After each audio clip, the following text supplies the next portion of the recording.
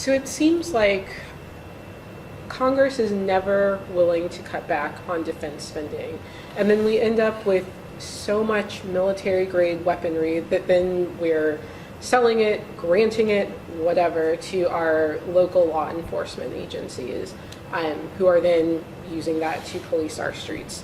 So my question is really twofold. One, where do you stand on our military defense spending right now? And two, do you think it's appropriate for us to then pass on our surplus to our local law enforcement agencies? And what should be done, I guess, Right. moving forward? Actually, over the last 20 years or so, we've cut back to a certain extent on military spending, and even the Navy has reservations about building more aircraft carriers, but we need to do far more of that. I mean, where is the so-called peace dividend that we expect after we hopefully fully extricate ourselves from foreign engagements in which we have no business being involved in?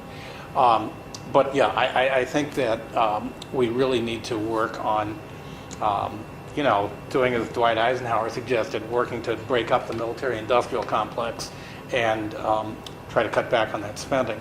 I think we've all learned, over the last 2 weeks with Ferguson about what a bad idea it is to send surplus or excess military equipment downstream to local police. It's frightening, the whole idea that in a community where people walk and go to shop and the kids play, that you have these armed vehicles coming in, and it's like, the boys with their toys. And I think there is some awareness of that now. If I'm not mistaken, Ann Wagner voted against an effort a couple of weeks ago to reduce that downflow of military equipment to local police. Even what happened in St. Louis the other day with the 2 police officers shooting a gentleman who had stolen some things. I mean, I think that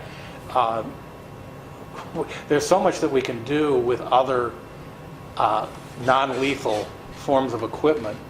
I think we need to go in that direction, and we also need to learn that in countries like England, many of the police officers do not carry guns, and it's a whole other issue about controlling guns in our society.